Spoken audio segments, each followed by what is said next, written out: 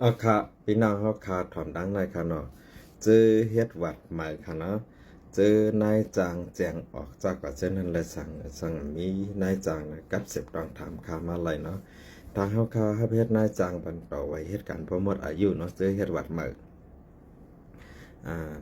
เจออันมีเฮ็ดหวัดใหม่ต่างตีเย้าใครมายินเฮ็ดพาสปอร์ตนะครับใครมายินตั้งคาเขาก็ไล่ค่ะเนาะมานั่งคาเขานะคาเขาส่วนสมุทรสาคร ส่วนสมุทรสาครในเปิด2 ตีค่ะเนาะพี่น้องค่ะก็เลยก็หนึ่งใครจ้างใครปั่นแห้งตั้งเข้าคาเนี่ยก็กับ10ต้องทำมาไล่ตีหมายโฟนส่วน877325905ยินดีครับตอนค่ะเนาะค่าตีลงไว้ปั่นกูช่องตั้งค่ะตั้งโซเชียลมีเดียนะคะเนาะกับนั้นแหละแต่ที่เฮ็ด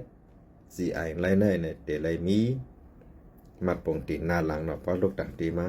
เพราะว่าเป็นลูกจ้างเขาลูกค้าเขาเนี่ยได้ก็ลูกค้าคามีหิงสีปากปลายเนี่ยอยู่จ้ำคาอะไรต่อไว้เหตุการณ์พ่อมดค่ะเนาะเยอะก็อันต่อไว้เหตุการณ์เนี่ยก็มีอยู่3 ปากปลายนี่ก็อยู่จ้ำคาอะไรต่อไว้เหตุการณ์พ่อมดค่ะนะคาเขาแด้มว่าค่ะเขาลัดนายนาสู่อยู่ไรขนาดเนี่ยคาคำว่าค่ะนะเลเซนั่นก็สั่งว่ามีต่างตีลาดว่าอยู่จ้ำนายนาสู่ไร6 เดือนก้อยเนี่ยเน็ตซื้ออันใครค่ายใครย้ายเข้ามาอยู่ในคานั่นสั่งว่าปุ่งแตกมันสุกเฮ็ดวัดต่างตีมันไทยวัดสีชมพูไรเนี่ยใครค่ายย้ายมาอยู่ในคาเรียกประวัติสีชมพูก็คาฮับไทยบันเนาะส่วนดาตั้งคาได้ถึงหลักหมื่นค่ะเนาะกาก่อนกาเยาก็อยู่ที่ส่วนตัวเขาเป็นลูกจ้างบริษัทค่ะเนาะกินเงินเหลือ1 เดือน20,000ค่ะเนาะก้อนแปลภาษาอยู่เฮือนเหตุการณ์นะครับเยาก็พอตันก็กว่าตีสำนักงานตีเขตเนาะตีเขตออนลูกค้ากว่าไทยวัดสีของตีให้ไหนก็ครับเป็นไอซ์นาวเนาะกลับมานะส่วนตาตีค่าเหตุการณ์นี่ก็ค่าก่อมใจก้นอันเป็นเจ้าหน้าที่ค่ะเนาะค่าเขาเป็นผู้เหตุการณ์ปันเจ้าหน้าที่เขาอันนั้นก็ผู้เหตุการณ์บันก้นไทยเขาก้นเหตุการณ์บันก้นไทยเขาอันเปิดบริษัทฮาลานไว้นั่นค่ะนะบริษัทเขาค่าซื้อบริษัทฮาพาสปอร์ตวีซ่าเบอร์พอเมกจำกัดนะคะเนาะส่วนตาโตค่าก็เป็นลามแปลภาษาค่ะเนาะคำเจอมาเปิดกล่องมันนีนะกับนั้นแหละบริษัทเขาค่าในไว้วางใจอะไรค่ะเจออันใครจางตั้งคาเขาเนี่ยกับ10ดังถามมาไล่ตีหมายโฟนส่วน877325905เนี่ยลงไว้ปั่นกูช่องตั้งเจอมาเฮ็ดวัดไว้ตั้งเขาคาก็กำนำลูกค้าคาเฮียงไปเนี่ย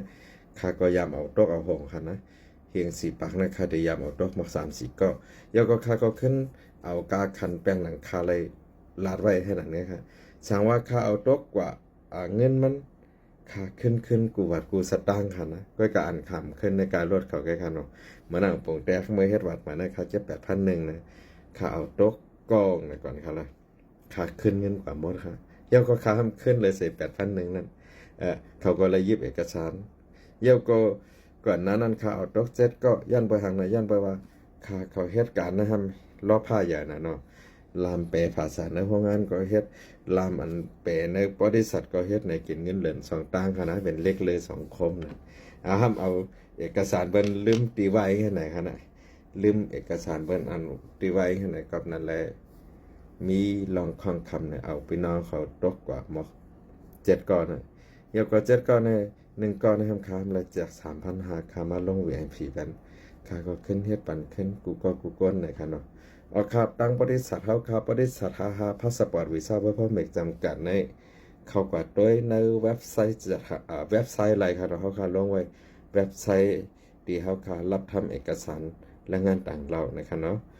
เยี่ยวก็ได้มีเปิดวัดใหม่ทางในเหรียญที่8ในไว้ค่ะเนาะก็พี่น้องเขาใครกับ10ต้องทำมาจึงหือกอลีเนี่ยยินจมกูก็กูก้นค่ะตีปันแห้งทางขาวค่ะเนาะ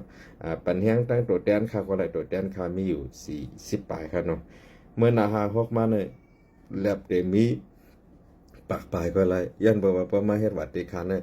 ค่าคำว่า6 เดือนก็ให้แจ้งออกอยู่จำค่าต่อไว้เหตุการณ์บ่หมดนะค่าเขาฮับห้องอะไรแค่นั้นค่ะเนาะอยู่ที่ส่วนตัวค่าก็เหตุการณ์ปันบริษัทที่ไว้วางใจอะไร